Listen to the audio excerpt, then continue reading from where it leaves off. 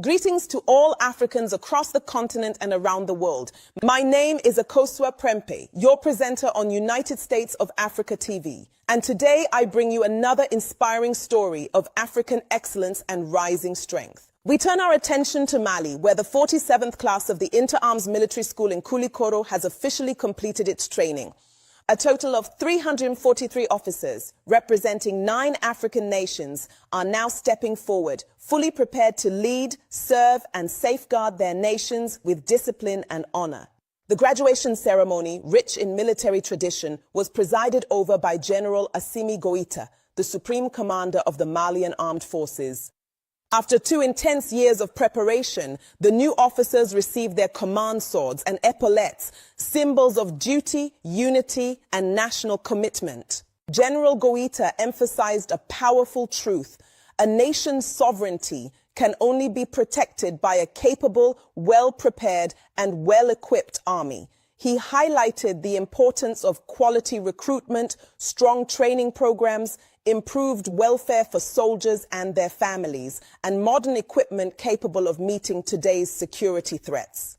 The 47th cohort, officially named Pangasi Sangare of Lemia, has pledged to support Mali's reconstruction efforts and remain steadfast in the fight against extremist threats. Here at United States of Africa TV, our mission remains clear: to unite all Africans under one vision, one family, and one destiny. So I encourage you, please subscribe, like, comment, and share this broadcast. Invite your family, friends, and all Africans you know to join this movement for unity and strength across the continent. Before we end, I would like to leave you with 2 important questions. Please share your thoughts in the comments below.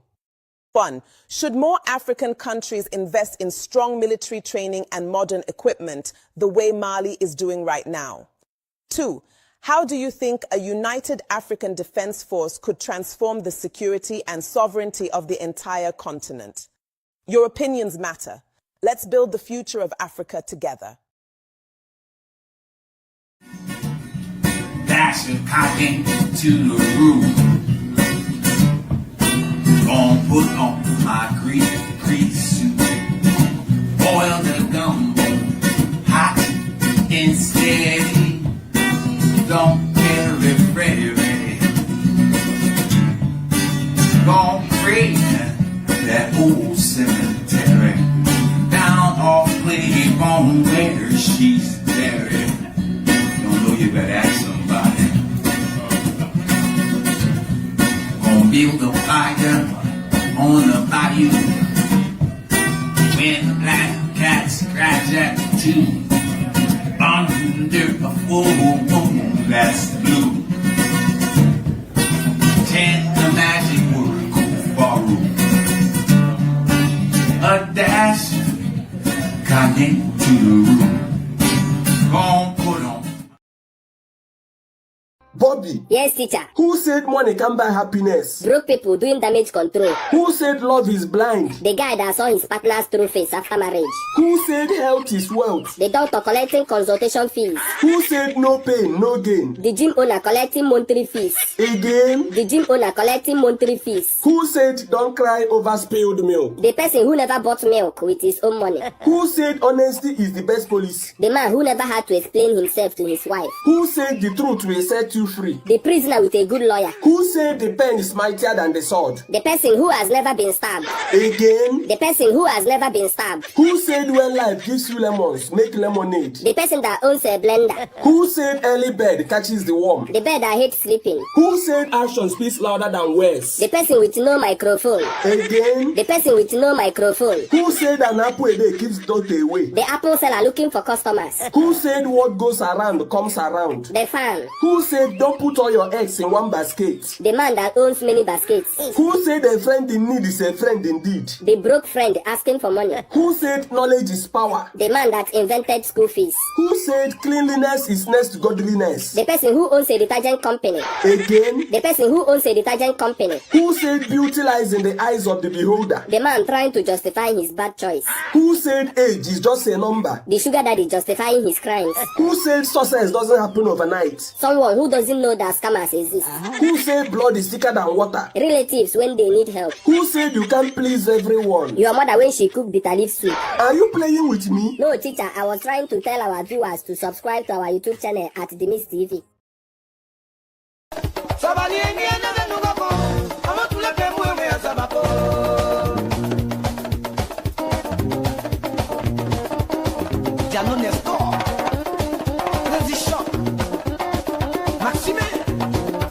L'homme a tout fait du super wassiato.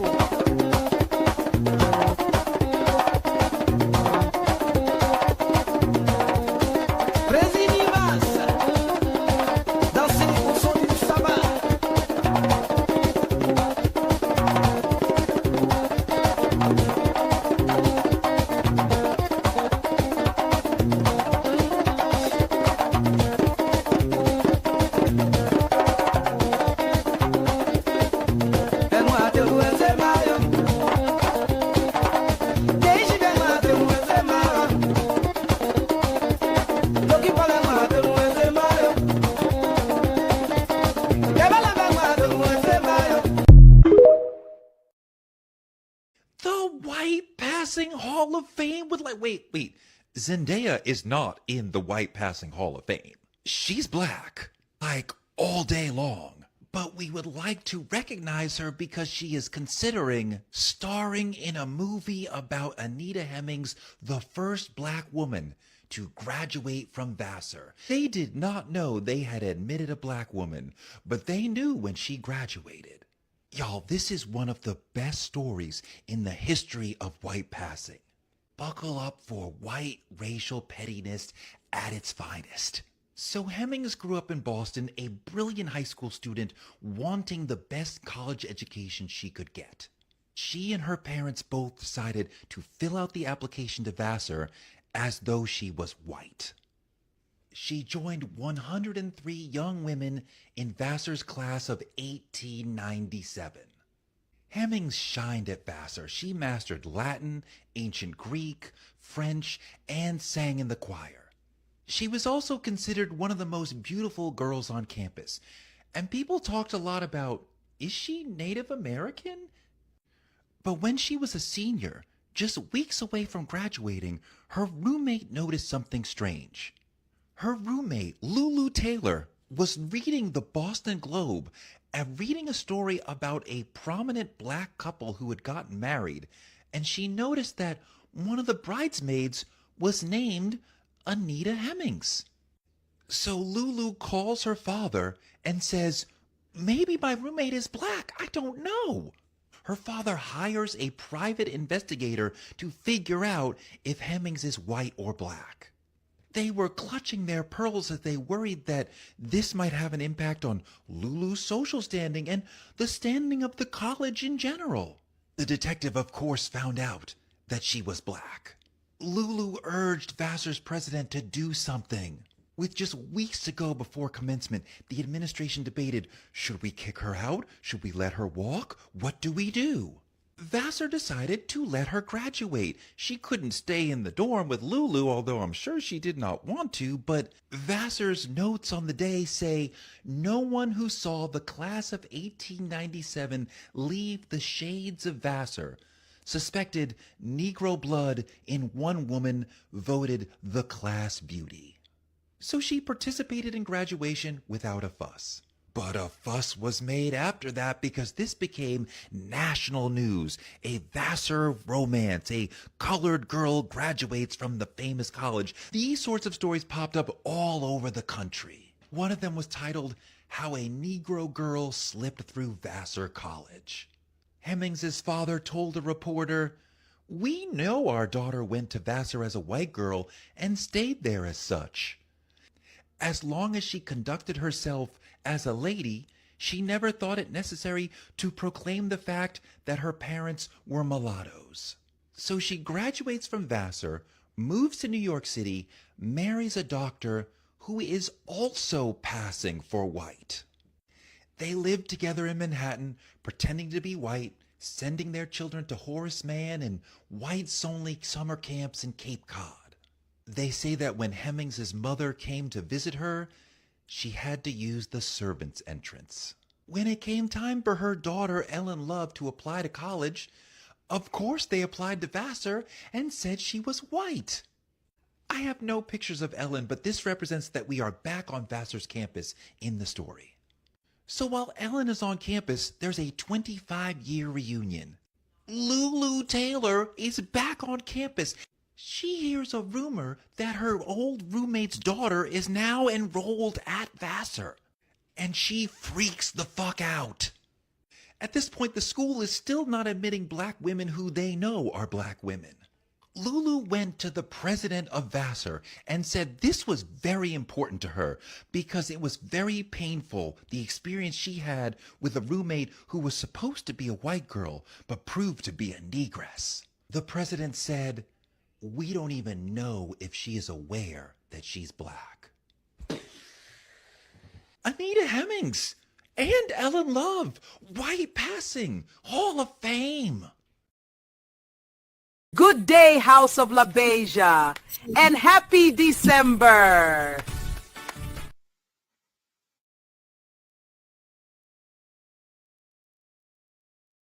Honor and respect, honor and respect, honor and respect. Divine all blessed peace and love, joy and prosperity. Greetings and salutations to you and yours.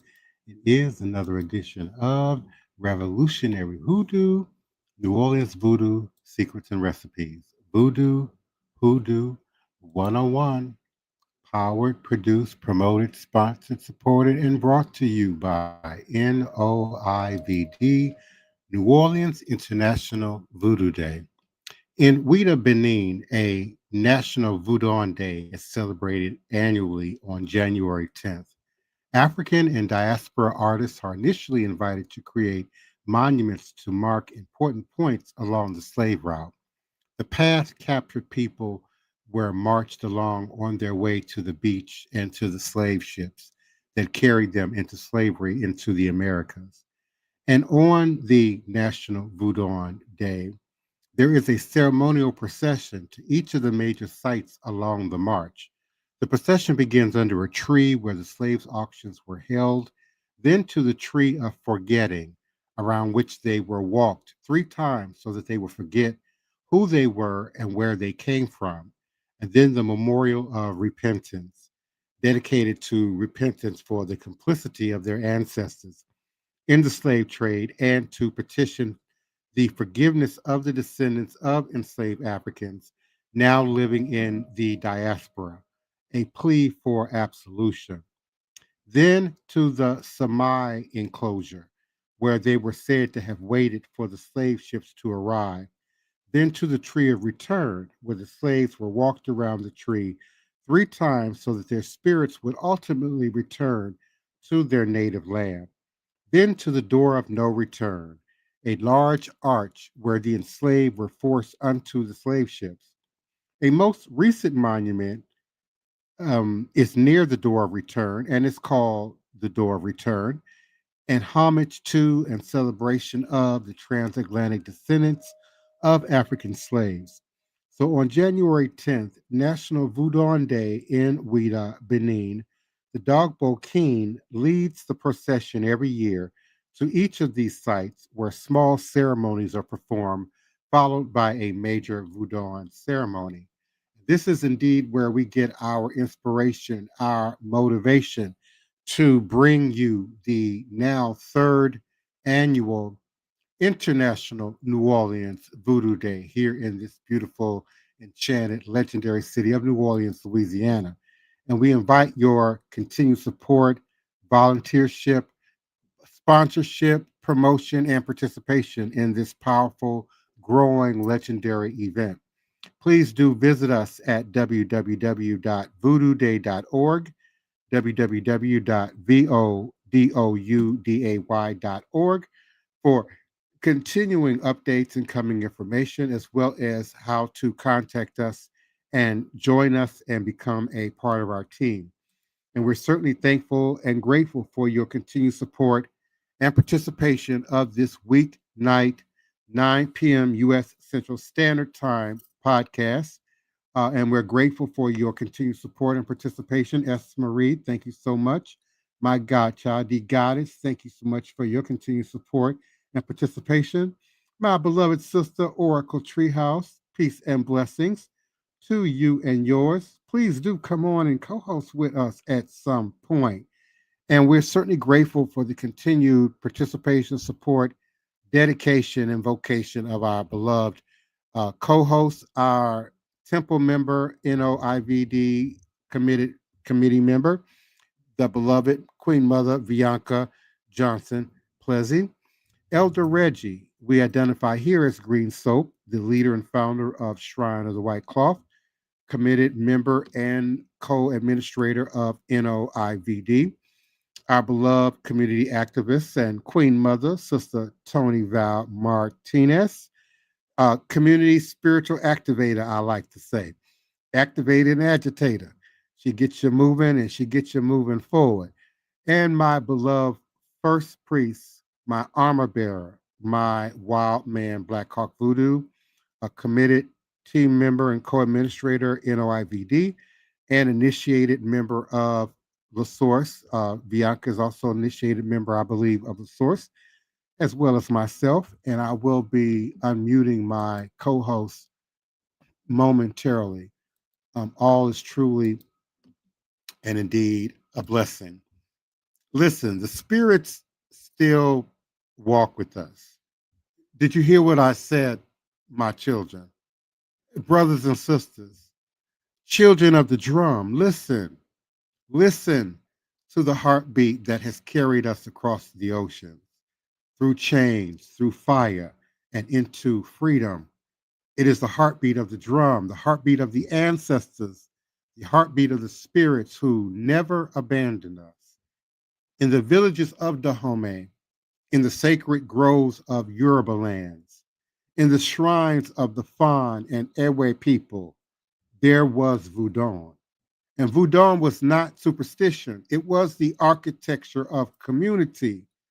It was nature. It was the language of the divine, spoken through ritual, through song, through possession. It was the reminder that no one stands alone, that every soul is bound to the living, the dead, and the yet to be born. And when the ships came, when iron bit into wrists and backs, when the Atlantic swallowed our cries, Voodoo came too. Hidden in the memory, carried in the whispers, folded into prayers, encoded into maps of our memories, the enslaved carried not only their bodies, but their gods, their spirits, their Orisha, their Loa, their deities. And so, even in the cane fields of Saint Domingue, even in the rice swamps of Louisiana, the spirits walked beside us. In Haiti, the enslaved gathered in the night.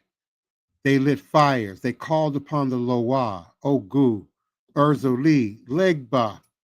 They remembered that freedom was not a gift from masters, but a covenant with ancestors. At Bois Cayman, they swear an oath beneath the storm, invoking the spirits to guide their hands, and the revolution was born. That was empowerment. Not only the breaking of chains, but the realization that the divine itself demanded liberation. Voodoo was not passive. It was active, insurgent, revolutionary. It told the people, you are not powerless. You are the children of spirits who wield fire, iron, and love. Rise, rise up. In Louisiana, the story was different, but no less powerful. Here, voodoo became voodoo, shaped by Catholic saints, French rituals, native medicines. It became the language of survival in a land where freedom was rationed, where Creole culture blurred lines of race and class. Marie Laveau, the great voodoo queen of New Orleans, stood as a beacon. She was healer, counselor, political broker. She showed that empowerment was not only rebellion, but negotiation, influence, the weaving of networks.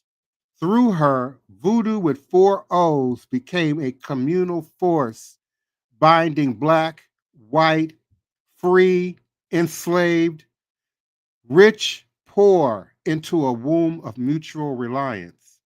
Antebellum voodoo was empowerment through resilience. It said, even in bondage, we create community. Even in oppression, we wield power. Even in silence, we speak with spirits who cannot be silenced. Now, centuries later, the drum still beats, the spirits still walk, but empowerment today is not only about survival, it's about reclamation. West African Voodoo still thrives in Benin and Togo, reminding us of roots. Haitian Voodoo continues to be the heartbeat of a nation that defied empire. Louisiana Voodoo, often misunderstood, still whispers in the streets of New Orleans, in the candles lit at Congo Square, in the prayers spoken at St. Louis Cemetery, in the sacred spaces of the Source, in the House of the Divine Prince and Hoodoo Central, in the Shrine of the White Cloth. But empowerment today means more than remembering. It means using these traditions to heal wounds of racism, poverty, and disconnection. It means reclaiming narratives stolen by Hollywood caricatures and colonial fear. It means saying our traditions are not dark, they are luminous. They are not curses, they are blessings. They are not relics, they are living rivers of strength. And so self-empowerment begins with the drum inside. To know that you are never alone, to know that your ancestors walk with you, to know that the Loa, the spirits, respond when you call. And in Voodoo, the individual is a vessel. In Voodoo, possession is not loss of control, but union with divine power. And in Voodoo, with 4 O's, ritual is not superstition, but affirmation. I matter. I am seen. I am heard. I matter. I am seen. I am heard. We matter. We are seen and we are heard. Self-empowerment means standing in front of the mirror and seeing not only yourself, but the lineage behind you. It means carrying Marie Laveau's confidence, Ogu's strength, Urzali's compassion. It means refusing to shrink in a world that profits from your silence. It means communal empowerment. But empowerment is not only self, it's communal. Voodoo teaches the village survives together. Voodoo teaches the ceremony is collective. Voodoo with 4 O's teaches the ritual circle is a community.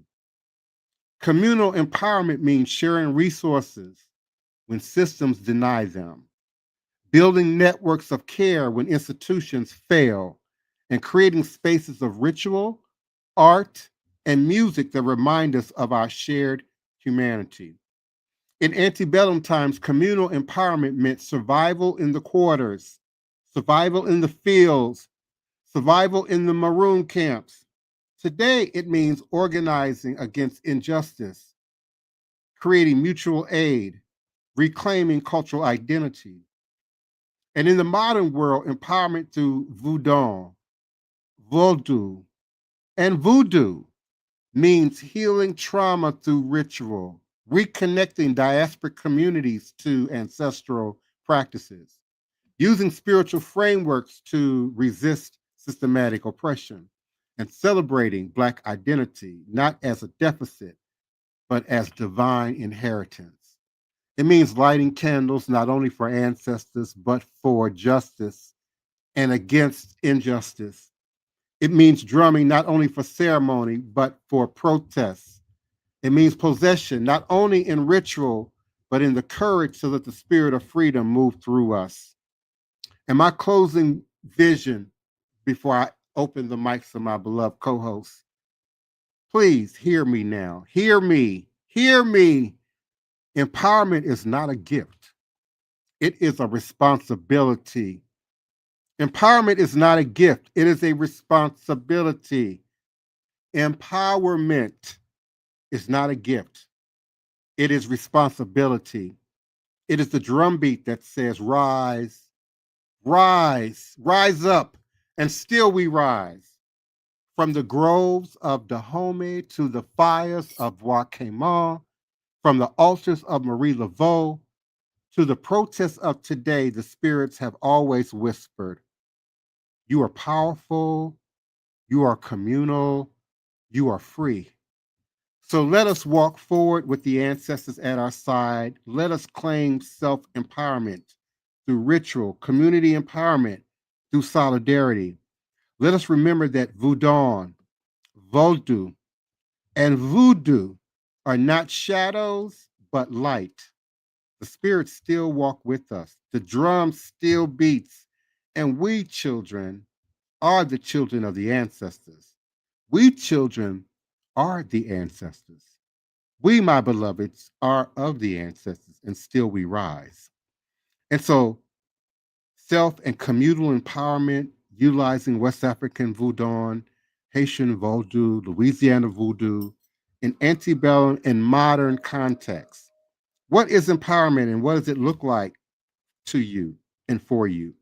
How has voodoo and the many practices and traditions of voodoo given you a sense of empowerment? And how has voodoo and the many practices and traditions of voodoo given you a sense of empowerment? How has spirituality and practice helped you to regain your connection to something bigger than yourself and a feeling of personal empowerment? How can we utilize ATR, Aboriginal, African, traditional religious practices and traditions to empower ourselves and our communities in the present day and time space? What say you, my beloved Bianca Johnson? Plessy, Elder Reggie, please do unmute yourselves and come on in. The Queen Mother, Sister Toni Val Martinez, and my beloved Joshua Nylan Tanner. What say you?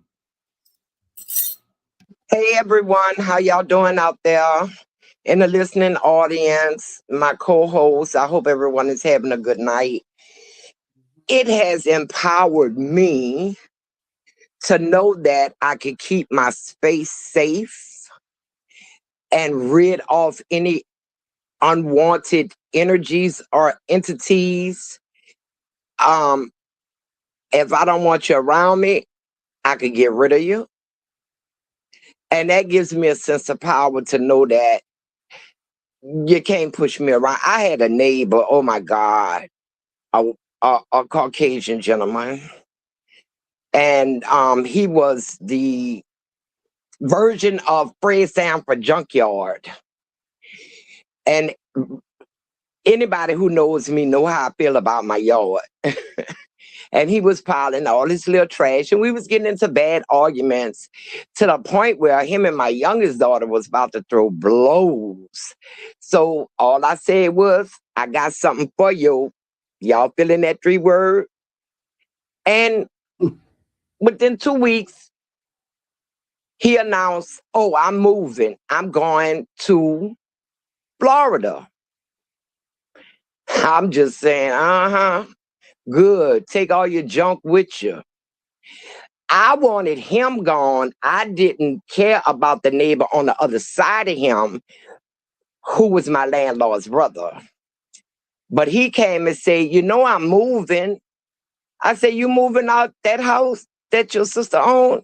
He said, yeah. I was like, okay, neither one of y'all must have meant me no good. So bye. And that gives me power. I've done it before. The first time I did it when I was in Memphis. Got rid of a whole block. We did it in Memphis. Yes. Got rid of a whole block. So the buildings were literally razed to the ground. I moved into a New Jack City from Katrina after all the free stuff was over and you had to pay everything. So I was going to live in the hood. I come from the hood in New Orleans. But I never lived in a hood in New Orleans like the one I came into when I went in Memphis. So, I mean, it actually was like a New Jack City. But they was all gone. All gone. Got rid of them. So that's how I feel empowered. What about you, Sister Bianca? I think like when I feel empowerment by it, I think what moves me a lot is I like how we all come together in the community, especially like when we do different ceremonies or different spiritual events when we come together, when they have drummings and stuff, because there are a lot of people out there that's probably going through anything that we could imagine that anybody can go through.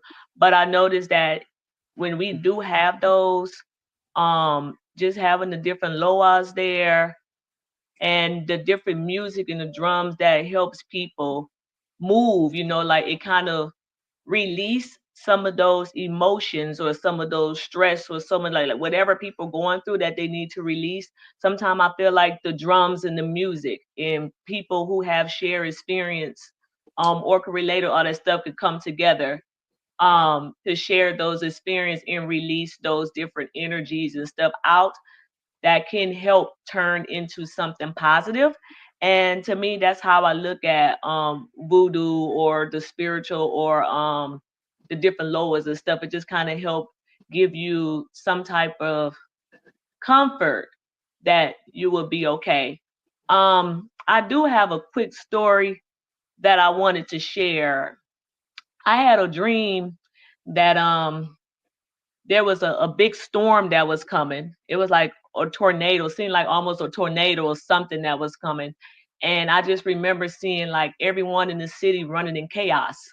So there was like, oh, a storm coming, the wind, everything was just flying in the air, stuff flying in the air and everything. So I was trying to take cover, like looking for somewhere where I can take safety. One of the ladies was like, you can come over here, but her house didn't look sturdy. It didn't look like it was going to make it through the storm.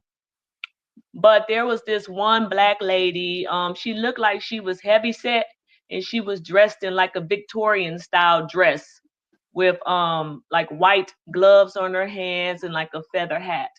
And she told me, she said, come with me. So she grabbed my hands, and I'm thinking she's about to take me to a building for safety. But she brought me to look like a little picnic table, a table that had like a little umbrella over it. And they had a bunch of other older ladies there that was also dressed in the Victorian style dress.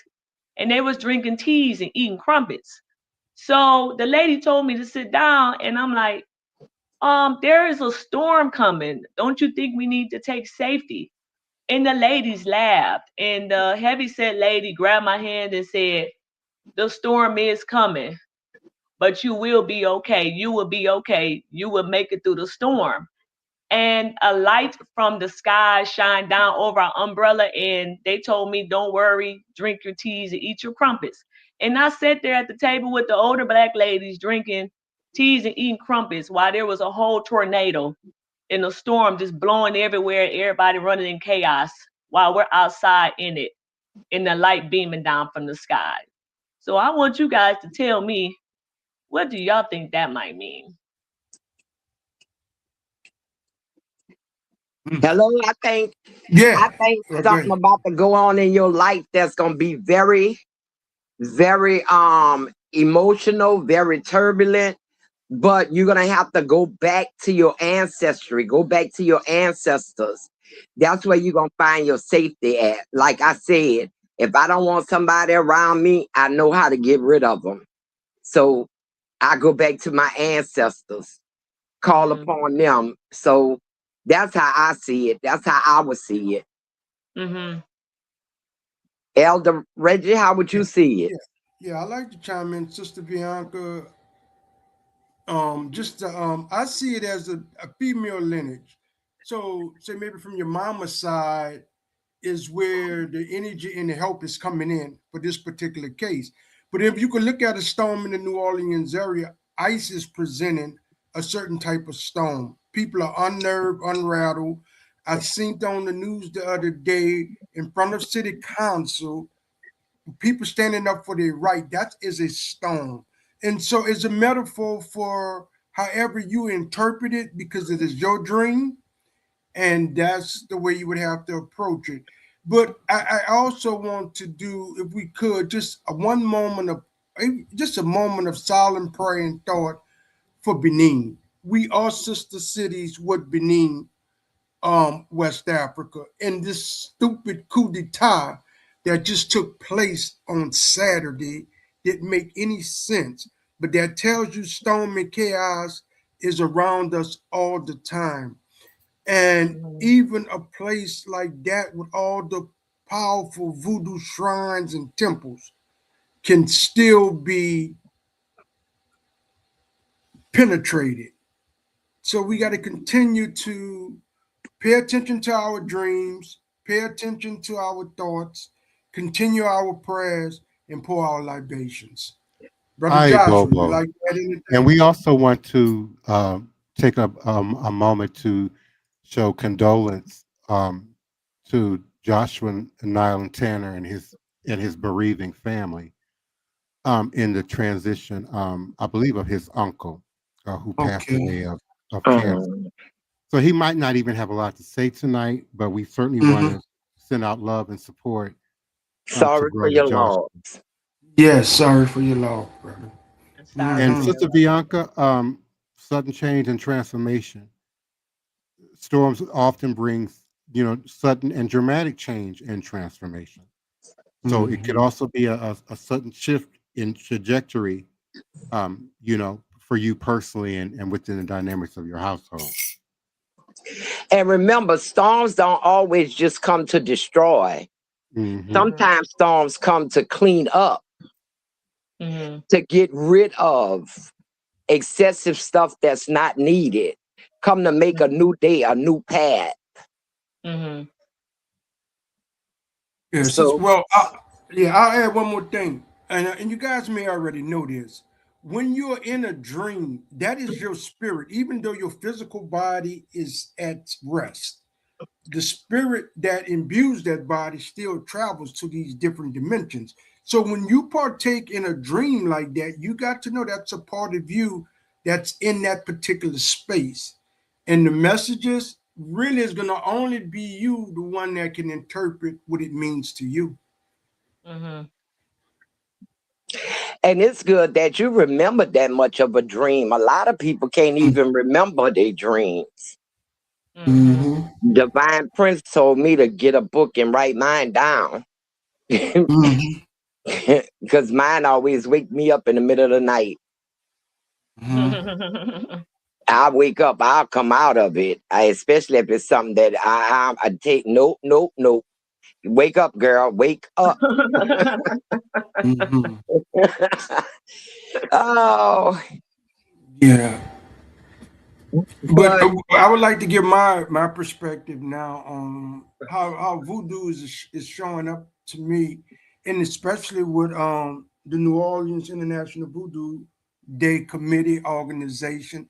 Even that the day we do the event, it is so big on a spiritual level, because with the procession, we are pouring libation at different locations. I'm not saying nobody else in the city is doing that, but that's here nor there. But the mere fact that we do it for a multitude of ancestors is big.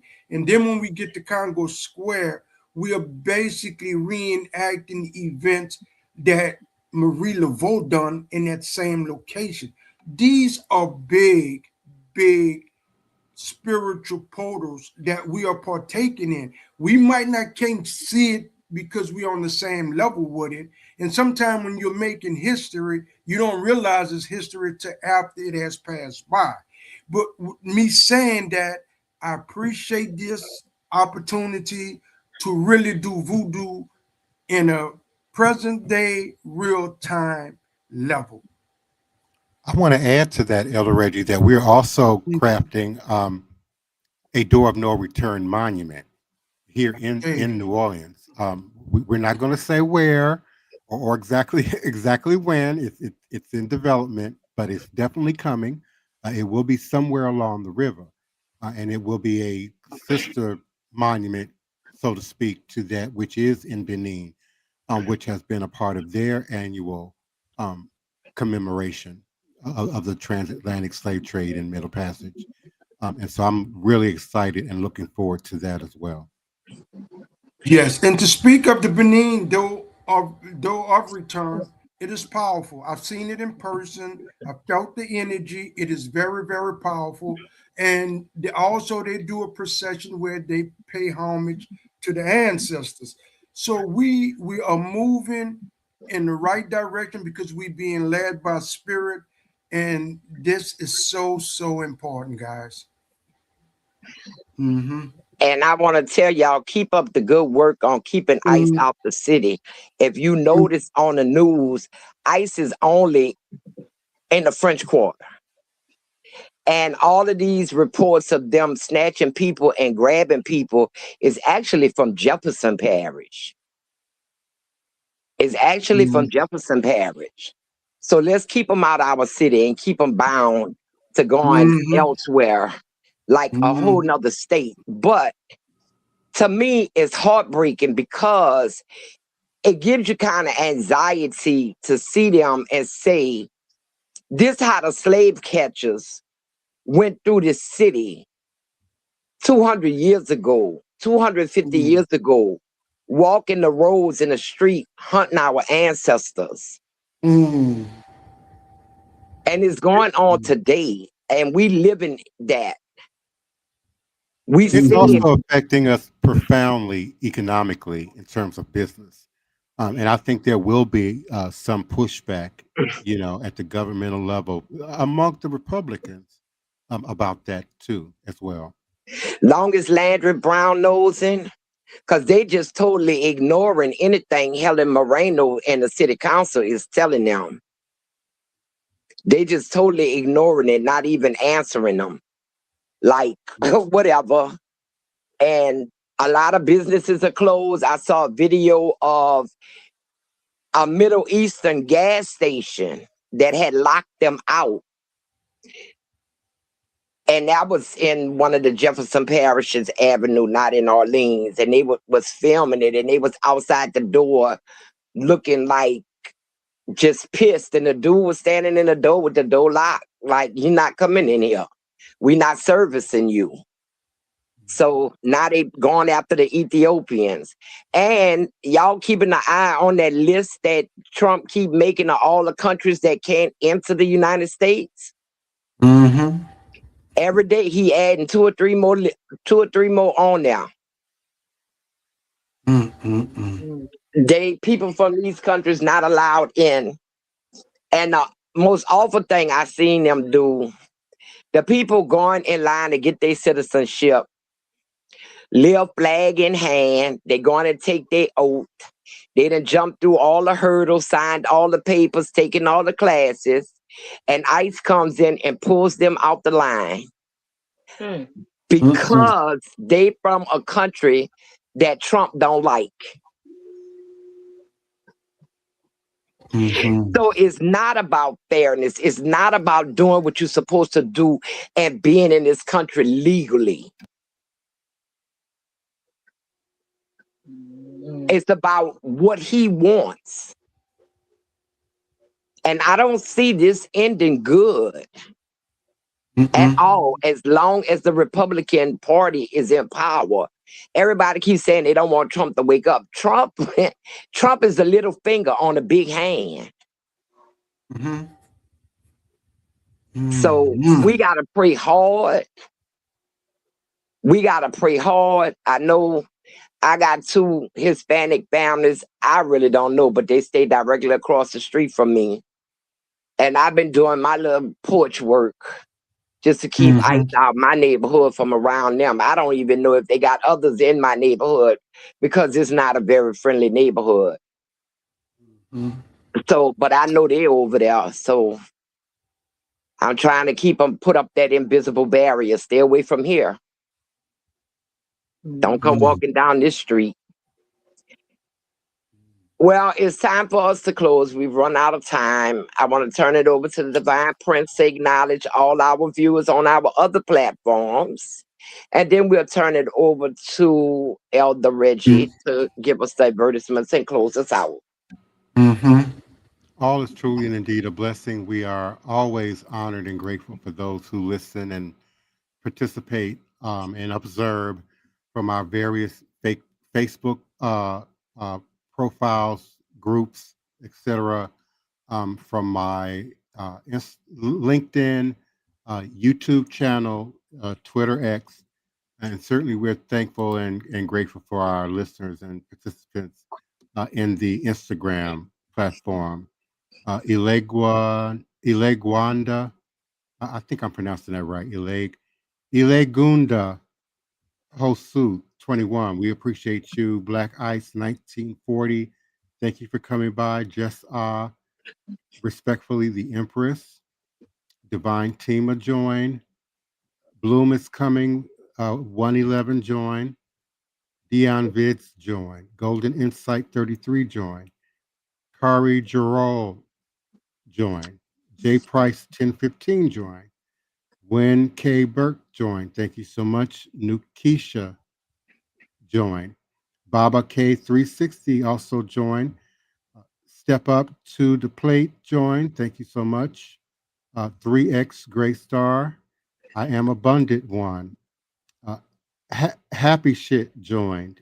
And Bree Limit 25 and Being Jubilani. We certainly are thankful and appreciative for your support, listenership, participation, and do visit us at www.voodooday.org to keep up with important updates about our coming annual International New Orleans Voodoo event.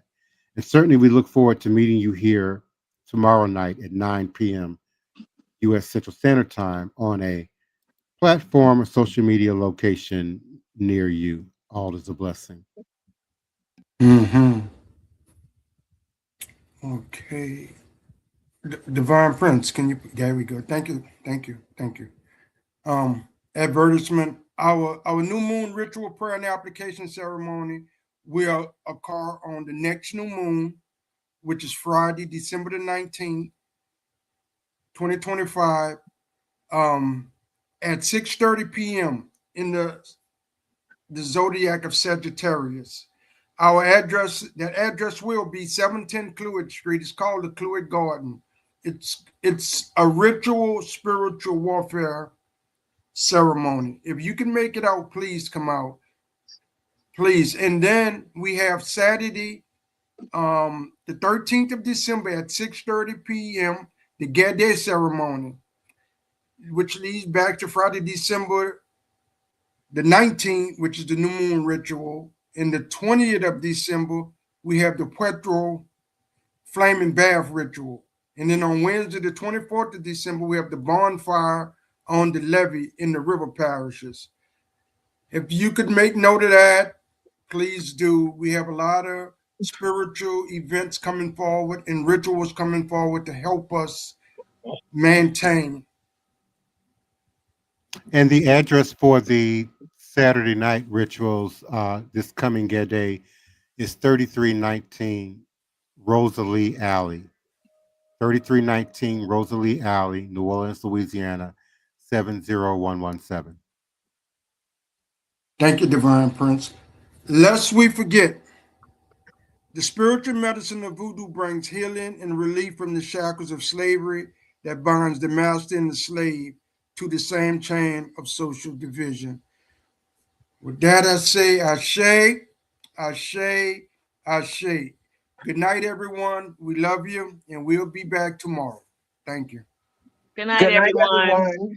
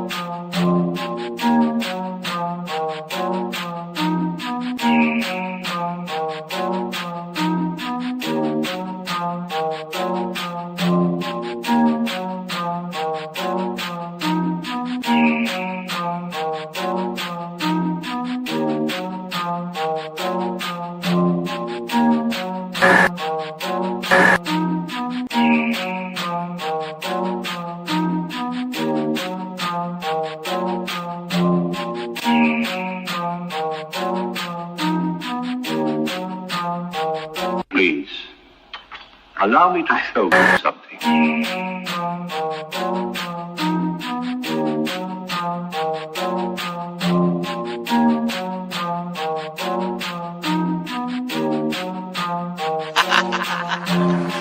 They say I'm crazy and that might be true. I got this white in my DNA, yet I'm coming for you. It's time we turn the tables, flip these motherfuckers on you. I wanna see you hanging from trees. It's time you pay for your dirt and your showtime. You created the monster, you created the beast. Now all this savagery you just gon' reap. I'm coming home, daddy, to the plantation, and I'm taking the lives of everybody, including the children, on some Nat Turner away. Do you hear that sound? It's about to go down. Unleash the beast, we about to tear this motherfucker down. Do you hear that sound? It's about to go down. Unleash the beast, we about to tear this motherfucker down. I met my girl Harriet at the gate. If you wanna know how she doing, yeah, she straight. But she had one question: when we gon' get up? All that talking tough, yeah, we don't walk it tough. She got it locked and loaded, got that piece up on her side. She looked me in my eyes and said, "Meet you ready to ride?" Moving forward, you gotta use both eyes. Watch your front and watch your back. Keep your hands up on your gas. Do you hear that sound? It's about to go down. Unleash the beast, we about to tear this motherfucker down. Do you hear that sound? It's about to go down. Unleash the beast, we about to tear this motherfucker down. He sit at the table, but he don't order no bacon. He greet me in those words, assalamu alaikum. Got them glasses on his face and them waves in his head. He go by the name of Detroit Red. He looks me in my eye and says, you only get one try. Know that your biggest opposition will come from the inside. I know you wanna love them all, but don't even try, because they'll smile up in your face while plotting your demise. Do you hear that sound? It's about to go down. Unleash the beast, we about to tear this motherfucker down. Do you hear that sound? It's about to go down. Unleash the beast, we about to tear this motherfucker down.